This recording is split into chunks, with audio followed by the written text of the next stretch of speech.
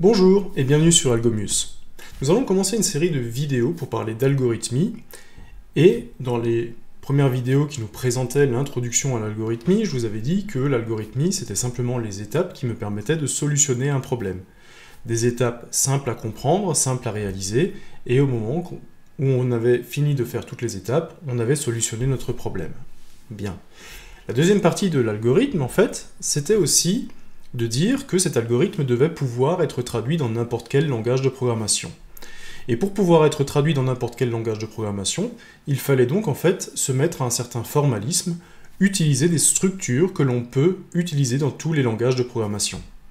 Alors en fait, il y a des éléments de base dans tous les langages qui ont des syntaxes peut-être un petit peu différentes, mais en fait vous savez que vous pouvez les retrouver. Tous les langages contiennent la possibilité d'avoir une structure conditionnelle. Si je suis dans ce cas-là, je fais ça, sinon je fais autre chose. Tous les langages de programmation peuvent faire une boucle, une itération. Tous les langages de programmation s'appuient sur des variables et peuvent valoriser des variables. Donc nous allons voir qu'est-ce qui est commun finalement à tous ces langages de programmation, qu'est-ce qui est commun finalement lorsque l'on veut utiliser un ordinateur.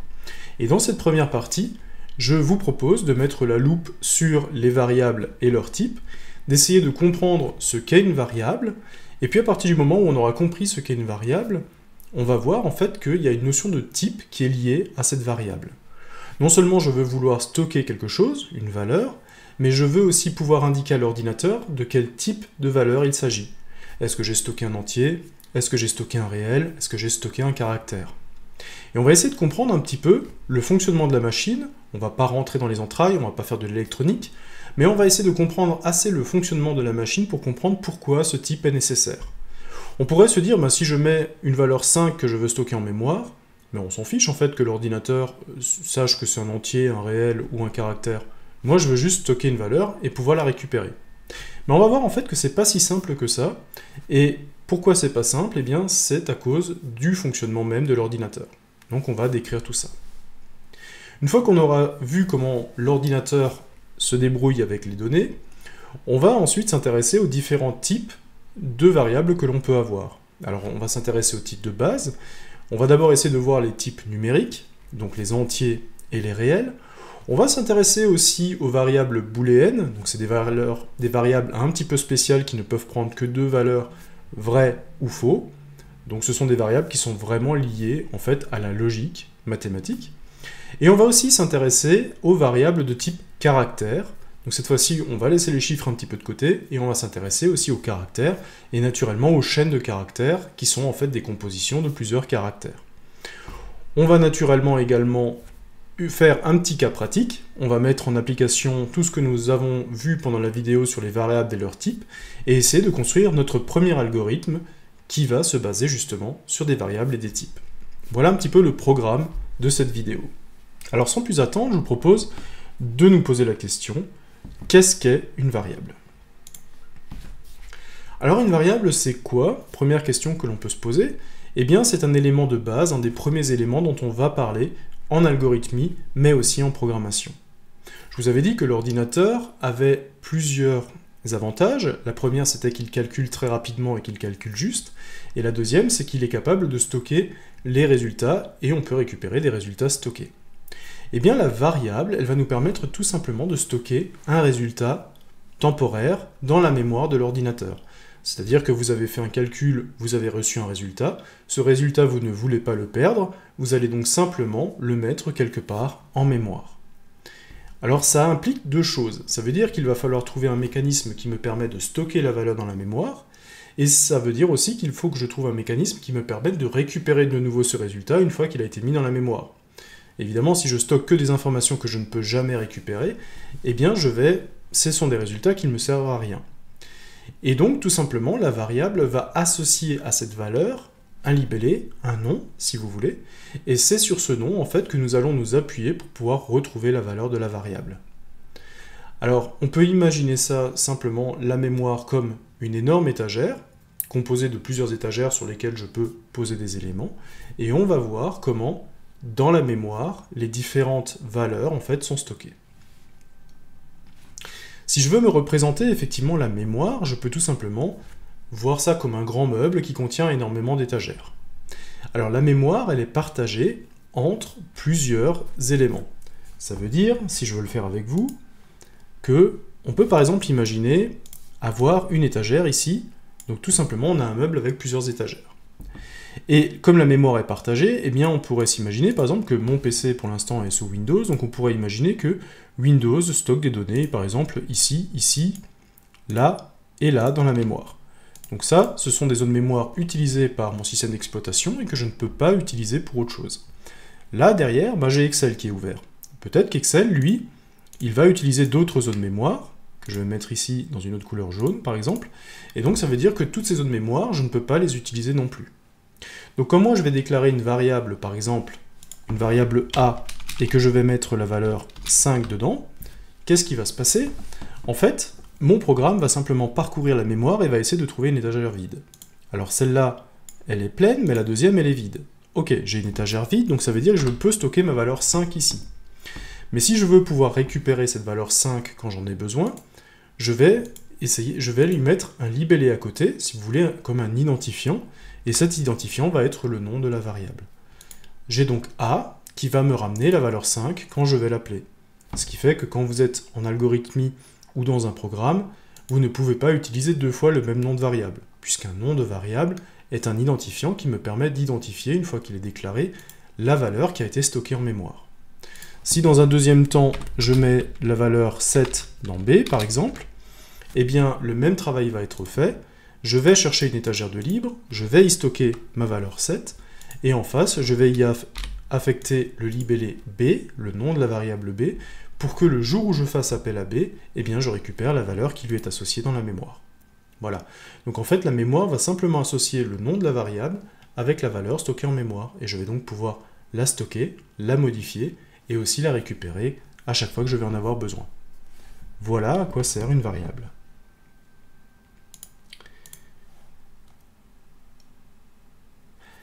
Alors vous avez vu que dans les variables, je dois nommer la variable, je dois lui donner un nom. Et l'idéal, c'est que, comme je suis développeur et que j'ai le droit de changer le nom de la variable, j'ai le droit de dire comment elle s'appelle, l'idéal pour un nom de variable, c'est un nom qui va m'aider, moi, à retrouver en fait quel est le contenu de la variable. Si par exemple je stocke des températures, parce que je veux faire une moyenne de température, eh bien l'idée c'est peut-être à un moment donné d'appeler ces variables directement température, température janvier, température février par exemple, si vous avez besoin d'une moyenne, pour que le nom de la variable reflète son contenu. Alors c'est mieux de faire ça plutôt que de déclarer des variables qui s'appelleraient V1 pour la variable 1, V2 pour la variable 3, et à un moment donné vous auriez un programme super complexe où un calcul s'effectuerait, où V273 serait divisé par V166, qui serait ensuite multiplié par V33. En fait, on ne comprendrait plus ce que fait le calcul. Donc dans le but de rendre votre programme clair et dans le but de comprendre sa résolution, quand vous avez à nommer une variable, essayez de toujours mettre dans le nom, en fait, à quoi correspond le contenu de la variable. Les 5 que je stocke, qu'est-ce que c'est? Est-ce que c'est un âge? Est-ce que c'est une température? Est-ce que c'est une distance? Voilà. Dans cet ordre d'idées-là, nommez toujours la variable pour que ce soit beaucoup plus simple pour vous à lire au moment de l'utilisation. Alors, il n'y a pas vraiment de restrictions lorsque vous allez, en algorithmie, il n'y a de toute façon pas de restrictions.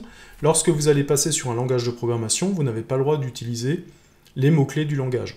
C'est-à-dire que la plupart du temps, vous n'avez pas le droit d'utiliser int, char, float, main, ce genre de choses, ou alors if, while, tout simplement parce que dans le langage, ça ce sont des mots-clés qui permettent de structurer le langage, et si vous utilisez comme nom de variable un élément clé du langage, en fait, votre interpréteur ou votre compilateur va plus comprendre en fait ce que vous êtes en train de faire dans votre programme.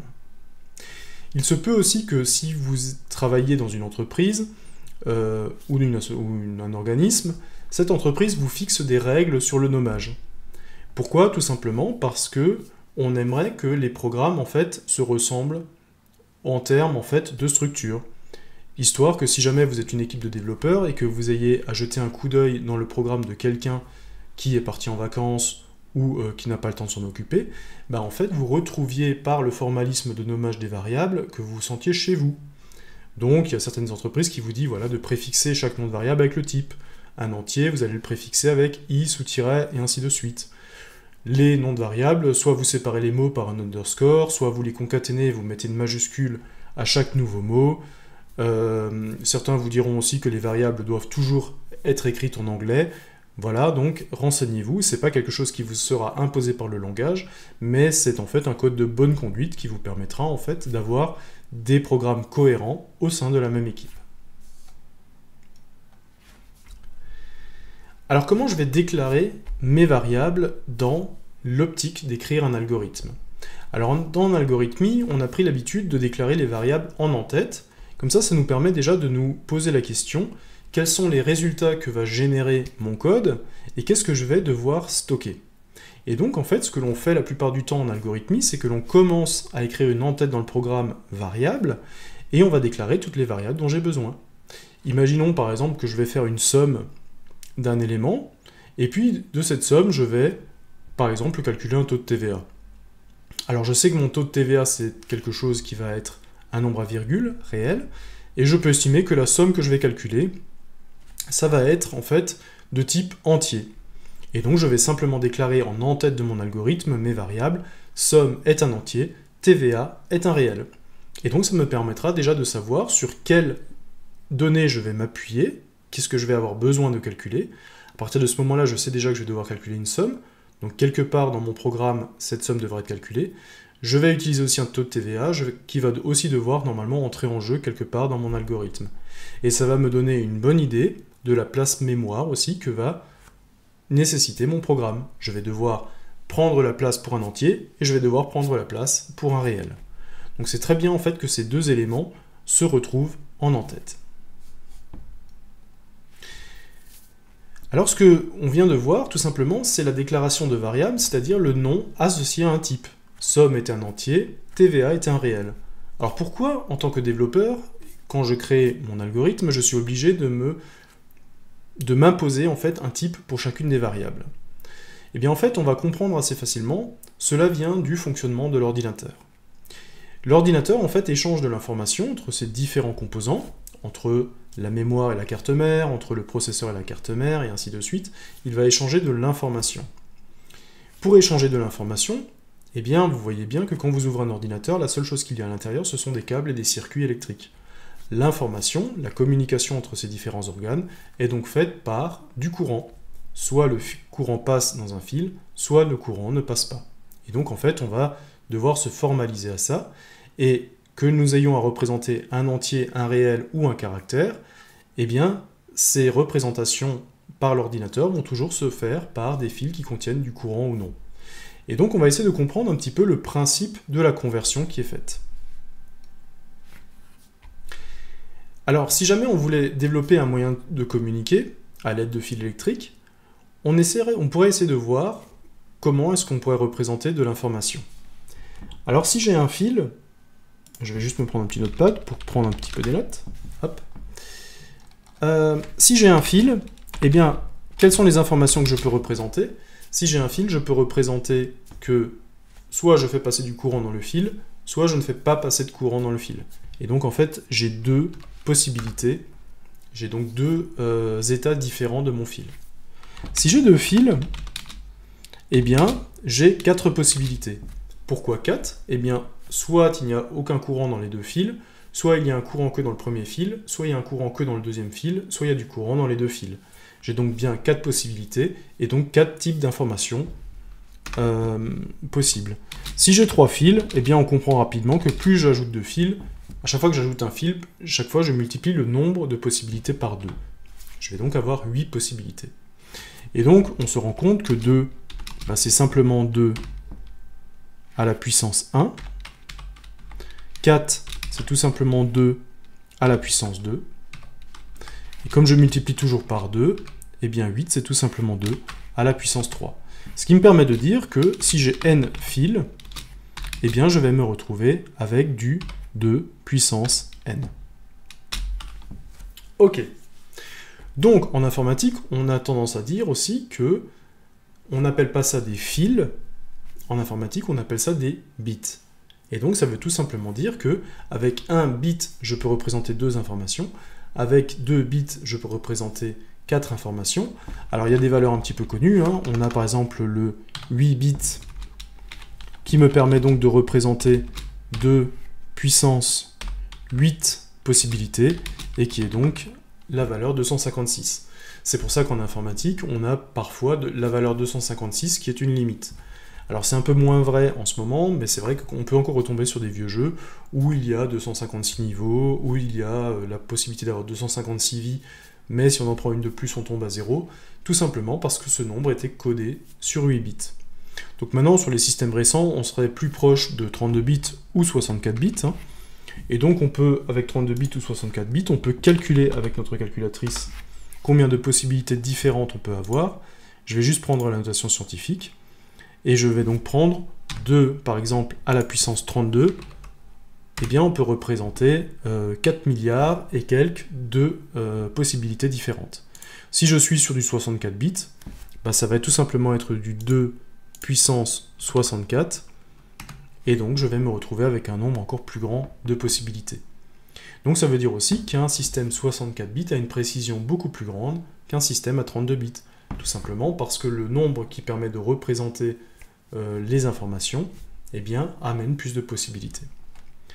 Alors en termes de vocabulaire, on dit que 8 bits, c'est un octet, ou un byte en anglais, donc attention de ne pas confondre la notion de bit et de byte, hein. Il y en a un qui a un i et l'autre qui a un y. Un byte, en anglais, c'est ce que nous, en France, on appelle un octet. Octet, on retrouve ce oct, hein, de octogone, octave et tout ça. On retrouve donc ce chiffre 8, et justement, ce chiffre 8 correspond aux 8 bits. Voilà, donc pour avoir un petit peu de vocabulaire au niveau de l'informatique, que ces histoires de bits, d'octets et de bytes, ce ne soit plus que ce soit maintenant compris. Alors, on va essayer de comprendre un petit peu ce que sait faire la machine.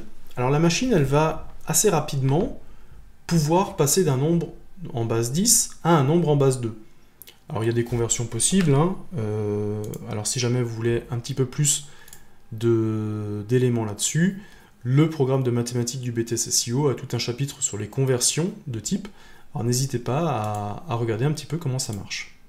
Mais par exemple, si je prends le nombre décimal 48, eh bien je peux le représenter dans sa représentation binaire 0, 0, 1, 1, 0, 0, 0, 0.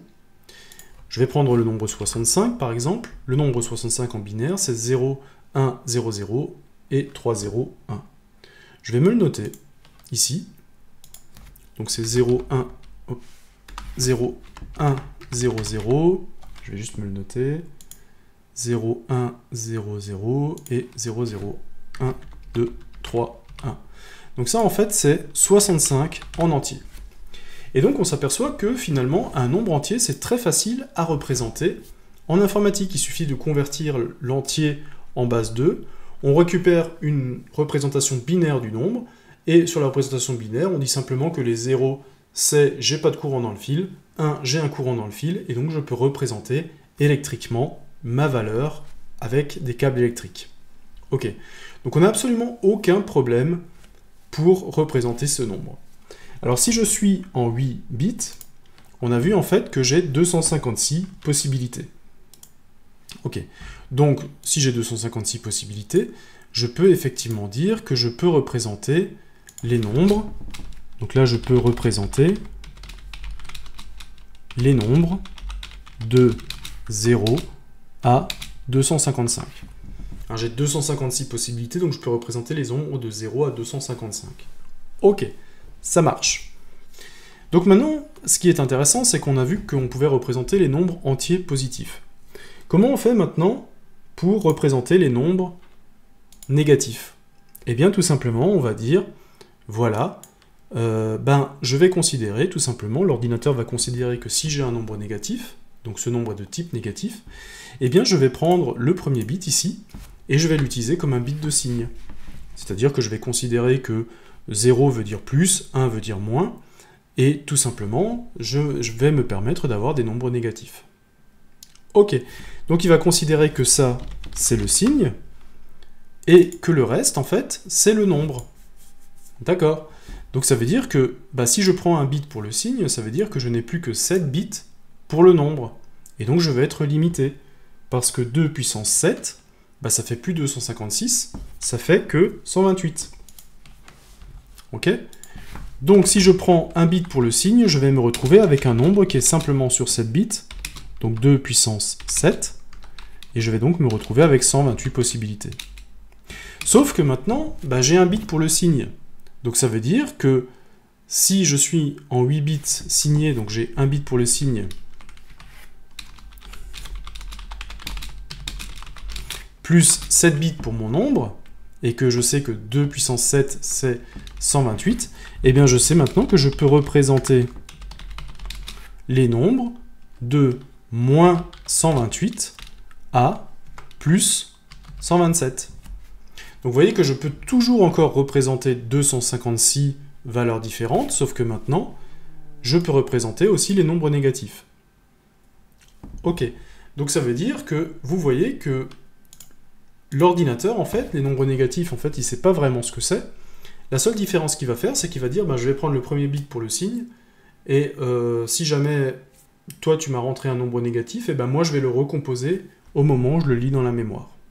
Voilà comment il va faire. En fait, à chaque fois que vous allez lui donner autre chose qu'un nombre entier, positif, il va en fait se débrouiller pour retomber sur ses pieds, pour retomber sur le seul format qu'il arrive à gérer, un nombre entier positif.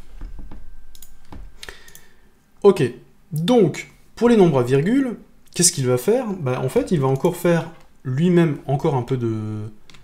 Il va faire encore quelque chose de différent.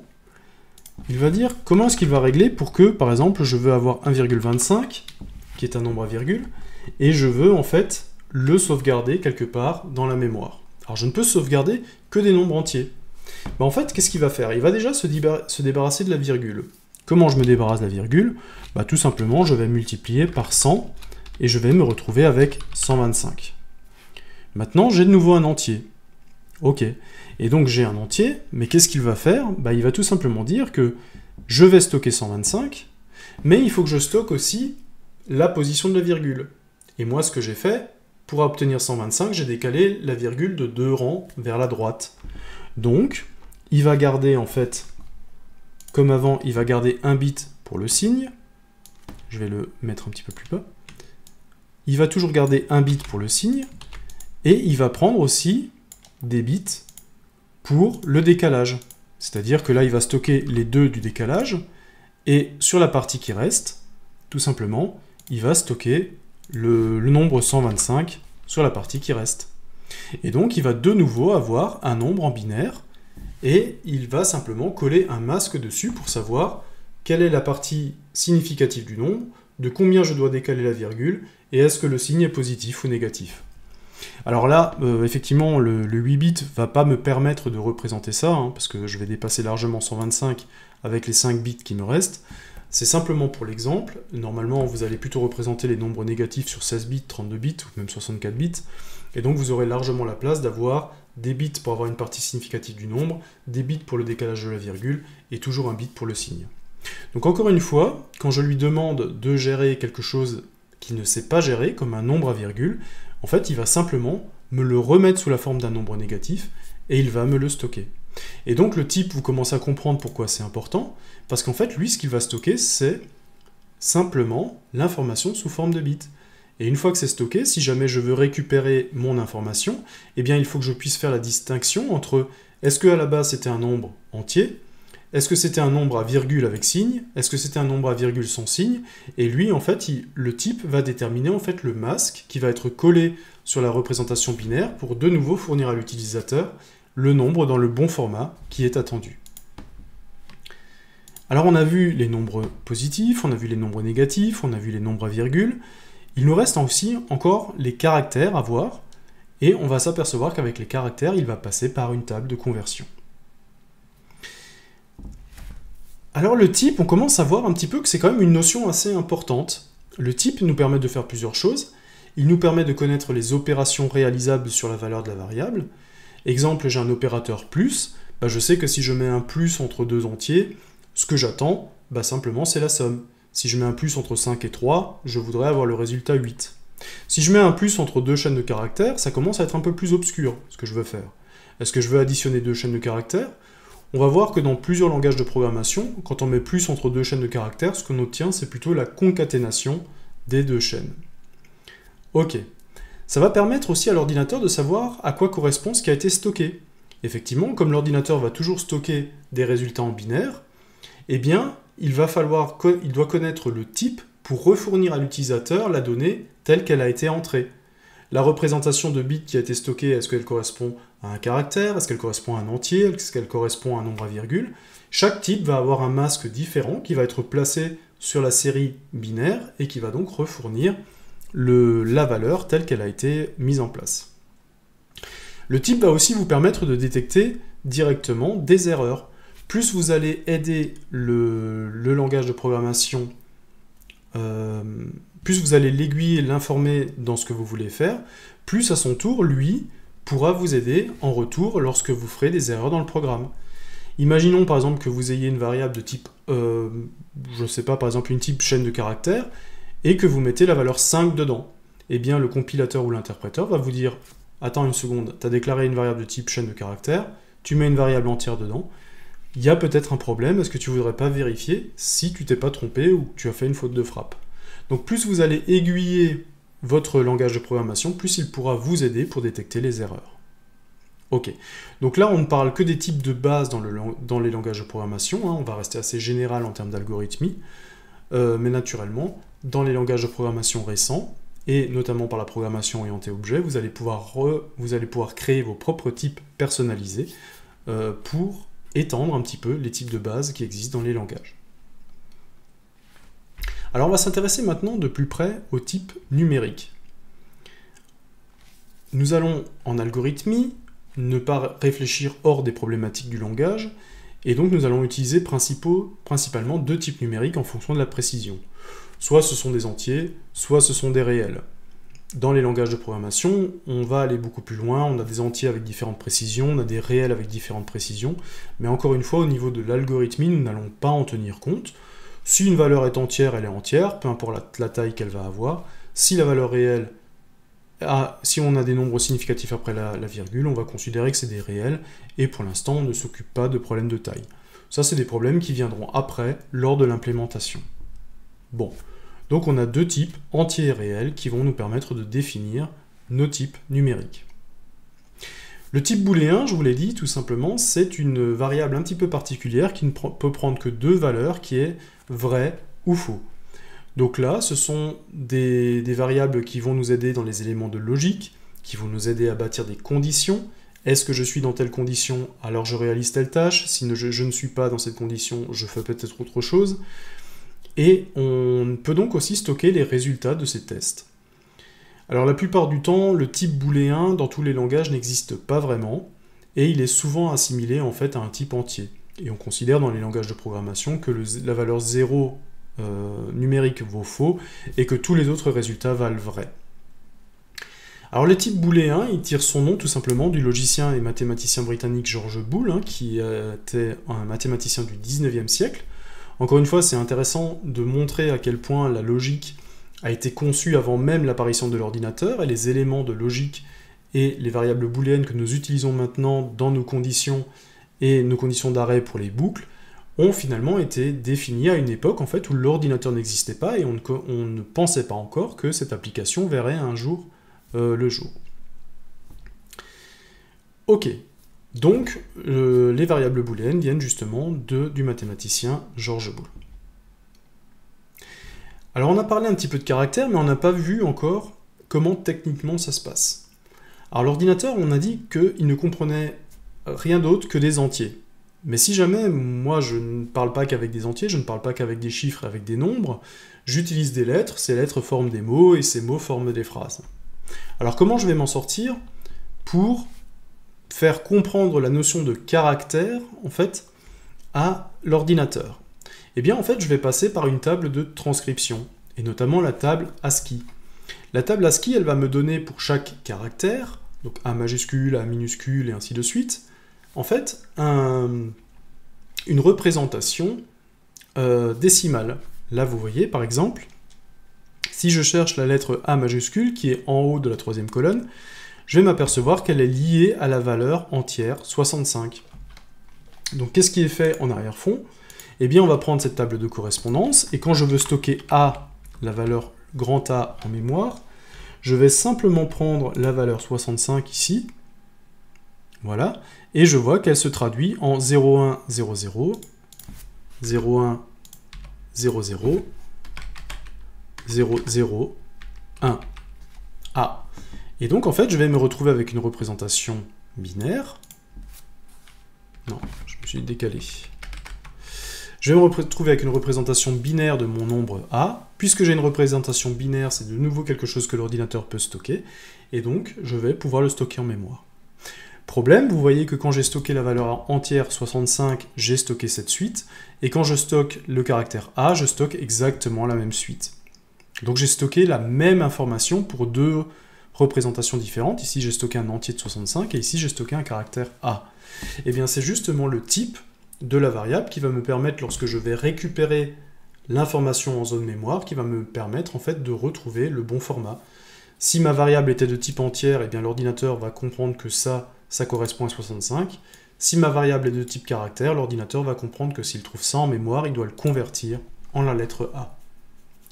Donc une fois de plus, il a bien joué son coup, je lui ai donné autre chose qu'un entier, et en fait il est quand même arrivé à retomber sur ses pattes, à me le convertir en entier.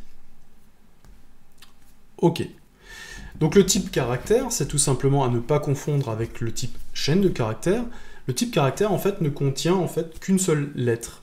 Et donc je peux stocker une lettre par étagère. Alors tous les langages de programmation contiennent des fonctions qui permettent de passer par la table ASCII pour récupérer, par exemple, qui permettent de récupérer la version décimale de mon caractère, ou alors qui permettent de récupérer le caractère qui est associé à une version décimale. Donc si jamais j'en ai besoin dans mon algorithme, eh bien c'est une fonction que je peux largement utiliser parce que je sais qu'elle existera dans tous les langages de programmation. Alors si on veut gérer plusieurs caractères à la suite, ça va former un mot, un nom, un prénom, ce genre de choses. On appelle ça en fait une chaîne de caractères. Une chaîne de caractères, c'est finalement rien d'autre en fait que des caractères juxtaposés les uns à côté des autres. Alors par convention, et c'est quelque chose que l'on utilise en algorithmie, mais qu'on va aussi utiliser dans les langages de programmation, une chaîne de caractères est entre double cotes. Ça permet en fait visuellement de bien comprendre que ceci est une chaîne de caractères, et donc le programme ou l'algorithme va comprendre en fait que tout ce qui se trouve entre double cotes ne doit pas être exécuté. C'est du texte, ça doit être considéré comme du texte, et ça ne doit pas être considéré comme un bout de programme. Et donc ça nous permet de faire la différence assez rapidement entre la structure du programme et des éléments qui sont simplement des éléments de texte. Cette distinction elle va nous permettre aussi de mieux visualiser les types. Si par exemple je mets dans la valeur A la valeur 55 sans cote, sans double cote, ça veut tout simplement dire que je veux mettre la valeur entière 55 dans A. Si jamais je mets 55 entre double cote, ça veut simplement dire que je veux mettre la chaîne de caractères avec un premier caractère qui vaut 5 et un deuxième caractère qui vaut 5 dans la variable B. En fait, on comprend assez facilement de quel type on parle et de quelle utilisation. Donc c'est des conventions qu'on va retrouver en algorithmie, que l'on va retrouver aussi dans tous les langages de programmation. La chaîne de caractères est toujours entourée de double cotes pour que justement on puisse l'identifier facilement. Alors les opérations de base sur les variables, elles vont tourner autour de l'affectation. On a vu qu'une variable permettait de stocker de l'information et on aimerait aussi pouvoir la récupérer plus tard. Et donc on va avoir une opération d'affectation que l'on va symboliser avec une flèche qui va nous permettre de dire dans une variable A, je veux mettre la valeur 5. Et cette flèche va bien symboliser de dire voilà, c'est dans la variable A que je mets la valeur 5. L'utilisation de la variable peut se retrouver aussi dans la partie droite de l'affectation. Par exemple, dans l'écriture suivante, quand je veux mettre dans B le résultat de la somme de A plus 3. Alors A, c'est quoi? C'est tout simplement la valeur qui a été liée à la variable A quelque part avant dans le programme. Ici, dans la variable A, j'ai mis la valeur 5. Donc ça veut dire que si j'utilise A ici, je m'attends à ce que A soit remplacé par la valeur 5 pour faire mon calcul. C'est le contenu de A. Donc ici, qu'est-ce qui va se passer? Je vais récupérer la valeur de A qui est 5, je vais additionner 3, ça va faire 8, et le résultat de cette somme, 8, je vais le ranger dans la variable B. Voilà. Alors pour pouvoir dialoguer avec la machine et comprendre un petit peu ce qui se passe dans les programmes aussi, nous allons avoir assez rapidement besoin d'avoir une notion d'affichage. C'est-à-dire qu'on va laisser calculer l'ordinateur, mais à un moment donné, nous, on veut pouvoir récupérer le résultat. On veut qu'il nous affiche un résultat et que ce résultat soit accessible. Bien. Parce qu'effectivement, laisser calculer la machine pendant des heures, si à la fin elle ne fournit aucun résultat ou que le résultat n'est pas exploitable, finalement ça ne sert pas à grand chose. Et donc, tous les langages de programmation, et c'est pour ça qu'on peut l'utiliser en algorithmie, permettent l'affichage du contenu d'une variable. Et donc on va utiliser simplement le mot-clé afficher à chaque fois que l'on veut indiquer que l'ordinateur doit nous donner le contenu de la variable. Alors je peux afficher simplement le contenu d'une variable, je peux afficher de nouveau une chaîne de caractères. C'est pour ça que la chaîne de caractères est de nouveau entourée de double quotes, pour que je comprenne assez rapidement qu'il s'agit d'une chaîne et pas quelque chose, une structure qui va devoir être exploitée par l'algorithme. Et l'utilisateur fixe en fait une valeur pour A. Donc ça c'est la dernière façon d'interagir avec le programme. Parfois le programme va attendre une valeur qui est donnée par un utilisateur, c'est-à-dire que le programme va demander par exemple, je sais pas, l'année de naissance, il va demander le prénom, le nom, et il va s'arrêter en attendant que l'utilisateur fournisse la donnée manquante. Et le programme va continuer à se dérouler avec la donnée qui aura été fournie par l'utilisateur. Donc voilà, ces fonctions de base d'afficher, de saisir vont permettre maintenant d'interagir avec le programme, de lui fournir des valeurs et aussi de récupérer l'affichage de données ou d'informations qu'il aura lui-même calculées. Donc avec ces premiers éléments, on a déjà quelques cartes en main pour construire des algorithmes assez simples, mais pour bien comprendre comment tout ça fonctionne. Je vous propose une petite mise en pratique pour voir un petit peu tous les éléments dont nous avons parlé, et comment en fait ces éléments vont comment en fait écrire notre algorithme, comment le décomposer un problème, et voir un petit peu comment tout ça, ça s'écrit. Alors nous allons écrire un algorithme basé sur 3 variables, le prénom d'une personne, l'année de naissance d'une personne et l'année actuelle. Commençons par déclarer les variables en tête de notre programme, de notre algorithme, en mettant un chapitre sur les variables, puis on va lire le prénom d'une personne à partir d'une saisie, donc ça veut dire qu'on va attendre que l'utilisateur donne son prénom, on va lire l'année de naissance à partir d'une saisie, on va alimenter l'année actuelle dans la variable prévue, on va calculer l'âge, et enfin on va afficher un message, bonjour, en reprenant le contenu de la variable où on aura stocké le prénom de la personne, et on va afficher le message, vous avez âge en. Ok, alors c'est un petit problème, c'est pas très compliqué, mais on va quand même y aller avec méthode. Donc, en en-tête du programme, il va nous dire que notre algorithme est déjà basé sur 3 variables. Alors je vais commencer mon petit programme sur le chapitre des variables. Alors dans les variables, j'ai quoi? J'ai un prénom. Alors prénom, c'est quoi? Je vais tout de suite donner le type. Le prénom, c'est tout simplement une combinaison de lettres. Ça veut tout simplement dire qu'ici, je vais être sur un type chaîne de caractères. Ok. L'année de naissance d'une personne. Alors l'année de naissance d'une personne, ça peut... Alors moi, je vais le mettre en entier. Ok. Et l'année actuelle, je vais la mettre en entier également. Ok. Donc pour l'instant, il ne me parle pas de plus de variables. Je vais quand même consulter mon petit programme. Je vais déclarer les variables, je vais lire le prénom. Donc j'ai une variable pour stocker le prénom, ça c'est bon. L'année de naissance, j'ai une variable, ça c'est bon. Alimenter l'année actuelle, c'est bon, je l'ai. Calculer l'âge. Ah, il me demande de calculer l'âge. Donc, ça veut peut-être dire qu'il va peut-être me falloir stocker l'âge quelque part. Alors l'âge, c'est quoi? C'est un entier également. On estime en fait qu'on est des adultes. On ne va pas aller sur les 3 ans et demi, comme font souvent les enfants. On va vraiment calculer l'âge entier. Donc effectivement, en lisant un petit peu plus loin, quelque part, il faut peut-être que je stocke mon âge. Et ensuite, il faut que j'affiche le prénom. Donc ça, j'ai la variable pour le prénom. Et il faut que j'affiche l'âge. Je viens de la déclarer. Ok. Au niveau des variables, je pense qu'on est plutôt pas mal. Et donc, en fait, on va mettre en place notre petit algorithme. Alors, qu'est-ce qu'il faut que je fasse? Donc, commençons par déclarer les variables. Ça, c'est fait. Lire le prénom d'une personne à partir d'une saisie. Ok, donc ça veut dire que, ici, il faut que je demande la saisie du prénom. Alors, je peux faire ça proprement, de dire, voilà, quel est votre prénom. Donc ça, je l'affiche. Voilà. Et en réponse, je vais donc saisir le contenu de la variable prénom. Hein, j'ai déclaré une variable prénom qui est type chaîne de caractères, et je récupère donc le prénom qui est saisi. OK.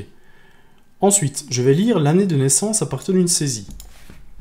OK, donc je vais demander de nouveau à la personne quelle est votre année de naissance. Voilà. Je vais faire un petit peu plus large. Ça va être plus joli. Voilà. Et cette fois-ci, je vais attendre encore une fois que la personne saisisse son année de naissance. Donc je vais simplement reprendre le nom de la variable année de naissance. Voilà. Donc j'ai valorisé la variable prénom, j'ai valorisé la variable année de naissance. Alors quelle est la prochaine étape? Alimenter l'année actuelle dans la variable prévue. Alors l'année actuelle, la variable est ici, et je vais donc fixer simplement quelle est l'année actuelle. Alors l'année actuelle, là en ce moment on est en 2023, donc je vais tout simplement mettre dans l'année actuelle, je vais mettre 2023. Voilà, la valeur année actuelle est de type entier, je mets 2023 dedans qui est un nombre entier, j'ai pas de problème sur les types, normalement ça devrait coller parfaitement. Calculer l'âge. Alors comment je vais calculer l'âge? Je vais calculer l'âge en disant que l'âge c'est tout simplement l'année actuelle. Donc l'année 2023, on est l'année actuelle, et je vais enlever en fait l'année de naissance. Tout simplement. Si je fais l'année laquelle on est aujourd'hui moins l'année où la personne est née, je vais récupérer l'âge en année de la personne. Donc j'ai calculé l'âge, et il me reste à faire quoi? Il me reste à afficher bonjour et le prénom, et de donner l'âge. Donc il me reste en fait à saluer la personne, donc je vais afficher bonjour, donc là je suis sur une chaîne de caractères, hein. Je vais afficher textuellement bonjour, je veux pas que ce soit quelque chose qui est interprété, c'est pour ça que je le mets entre double cote, et je vais ajouter le prénom de la personne. Vous voyez la différence entre les cotes? Ici c'est de la chaîne de caractères, elle sera affichée telle quelle. Ici je n'ai pas de chaîne de caractères, donc ça veut dire que le programme va comprendre qu'ici ce n'est pas de la chaîne de caractères, c'est une variable, et va donc récupérer le contenu de prénom qui a été alimenté ici, quand on a demandé le prénom de la personne. Et ce que je vais encore afficher, c'est afficher l'âge de la personne. Par exemple, vous avez, c'est du texte, je l'affiche comme ça. Ensuite, j'ajoute le contenu de la variable âge, et je remets un texte simplement pour mettre en. Donc ça va écrire vous avez, ça va récupérer ce qu'il y a dans âge. Ce qu'il y a dans âge, c'est année actuelle moins année de naissance, ça va donc récupérer l'âge de la personne, et ça va rajouter juste en à la fin pour compléter la phrase. Et mon algorithme est terminé. Et donc cet algorithme, eh bien en fait, c'est un algorithme qui pour l'instant n'est pas lié à un langage de programmation, mais que je vais pouvoir, si vous voulez, traduire dans n'importe quel langage. Dans n'importe quel langage, vous pouvez afficher un texte, dans n'importe quel langage, vous pouvez saisir une variable, dans n'importe quel langage, vous pouvez calculer la soustraction de deux entiers. Il y aura juste des différences au moment de l'implémentation, mais tous les éléments, normalement, devront être là dans mon programme. J'ai donc utilisé uniquement des structures algorithmiques qui me permettront la conversion facilitée vers un langage de programmation quel qu'il soit. Ok. Alors pour l'instant, notre algorithme se contente des opérations de base. On a vu qu'il y avait des lectures, on a vu qu'il y avait de l'écriture, de l'affichage. On a fait un petit peu de calcul, on a calculé l'âge, on a fait une soustraction, hein. C'est pas encore des choses très très pointues, mais si vous avez saisi l'ordre d'idée, vous allez voir qu'on peut faire à partir de ces éléments de base, on peut faire des choses beaucoup plus complexes.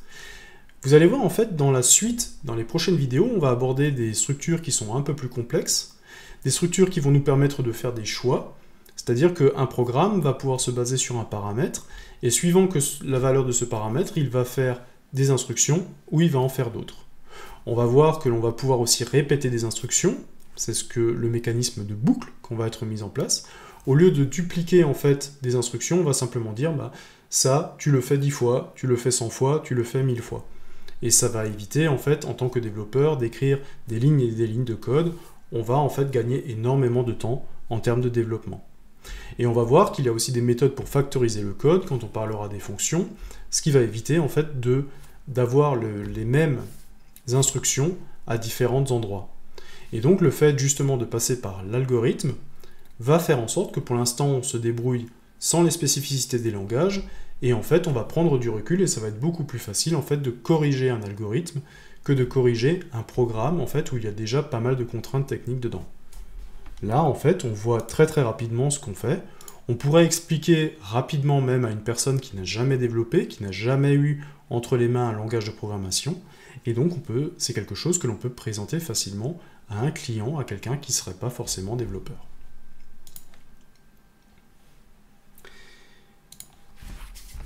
Donc voilà pour cette première vidéo en algorithmique qui rentre un petit peu dans les éléments de structure. On a parlé de variables, on a parlé de types de variables, et on a essayé d'expliquer comment fonctionne le stockage d'une valeur dans une variable, et comment je peux aussi récupérer cette valeur lorsque j'en ai besoin. Nous avons vu aussi que le type était une notion très importante de la variable. Tout simplement, à chaque fois que nous déclarons une variable, nous déclarons son type. Est-ce que c'est de l'entier? Est-ce que c'est du réel? Est-ce que c'est de la chaîne de caractères? Et nous avons vu que cette notion de type, elle répondait à plusieurs besoins. Elle permettait de savoir en fait à quoi correspondait la donnée qui était stockée, puisque la donnée stockée, on peut lui appliquer un masque pour récupérer de nouveau la donnée au format où l'utilisateur l'attend. On a vu aussi que le type permettait de donner un sens aux opérateurs. L'opération plus entre deux entiers faisait la somme, alors que l'opérateur plus entre deux chaînes de caractères, dans la majorité des langages, fait une concaténation. Donc là aussi, on donne un sens aux différents opérateurs, et donc ce qui rend cette notion de type très important. On a aussi mis en pratique ces différents éléments pour justement justifier cette notion de type. On a vu que l'ordinateur ne sait gérer que des entiers et qu'il ramenait tout ce que l'on lui donnait, que ce soit des nombres à virgule, des nombres négatifs ou alors des caractères, il ramenait tout à un entier, puisque c'est la seule chose qu'il sait manipuler. Et on a terminé cette petite vidéo en mettant en pratique tout ce que nous avons vu. Nous avons géré des variables de différents types, nous avons fait des petits calculs, et nous avons géré aussi de l'affichage et de la saisie d'utilisateurs. Éléments de base d'un algorithme, mais éléments de base essentiels qui nous permettent d'interagir avec justement l'algorithme, qui permet à l'utilisateur de lui-même rentrer des paramètres. Et maintenant, on va continuer à construire sur ce que nous venons de voir pour pouvoir avoir des structures de plus en plus complexes et qui vont nous permettre de répondre à des besoins, qui vont nous permettre de solutionner des problèmes, eux aussi beaucoup plus complexes. À bientôt!